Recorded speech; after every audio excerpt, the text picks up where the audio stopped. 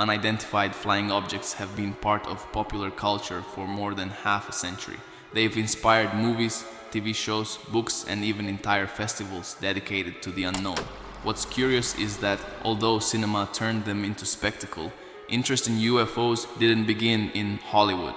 It began in real life, because beyond the screens there are official reports, military pilots who claim to have seen them, declassified files, and strange lights captured in the skies of different countries.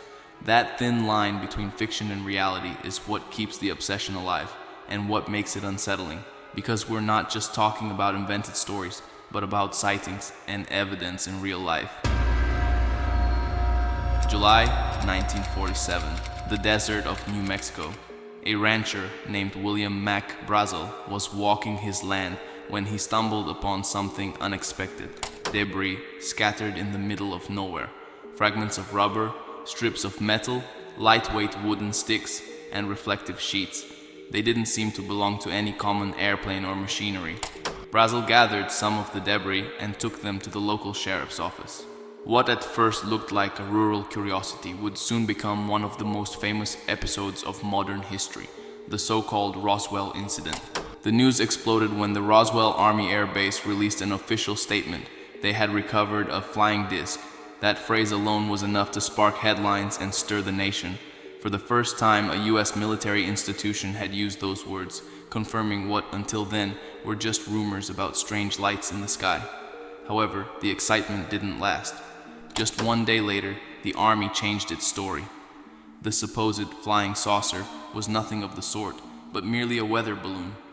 The contradiction was so abrupt that instead of closing the case, it opened the door to decades of speculation. Had the airbase spoken the truth at first and later been ordered to retract? Or was it all just a communication error? For years, the balloon explanation was enough to keep the case in the realm of the anecdotal.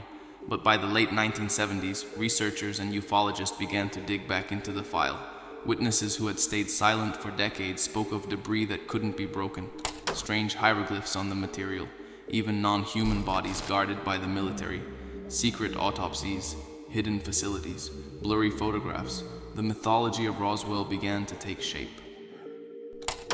The Air Force responded in the 1990s with lengthy reports. There they explained that the debris from 1947 corresponded to Project Mogul, a top-secret program designed to monitor possible Soviet nuclear tests. The metallic discs were nothing more than radar reflectors. The high-altitude balloons explained the scale of the wreckage. Even the supposed bodies that some claim to have seen could have been test dummies used years later in drop experiments. It was a detailed technical explanation backed by documents. Even so, suspicion never went away. For many, the reports arrived too late and seemed written more to justify than to clarify. In the public memory, other images had already taken root. Extraterrestrials examined in cold rooms, leaked autopsy tapes in the 1990s, testimonies of retired soldiers who swore they had seen more than what was told. The Roswell case survived precisely because it mixes truths and rumors in almost equal measure. The ranch, the debris, and the Army's statement were real. The rest, the bodies, the autopsy, the large-scale conspiracy, was born from the fertile ground of speculation. That clash between proven fact and popular narrative is what turned Roswell into the epicenter of modern ufology. Today, almost 80 years later, Roswell is more than just a memory from 1947. It's a cultural phenomenon, an example of how a poorly managed statement can turn into an eternal myth. The town itself has become a tourist destination, with UFO festivals and museums dedicated to keeping the legend alive. And even though the official files point to balloons and reflectors, the doubt still lingers over the desert of New Mexico. What really fell there that night in July?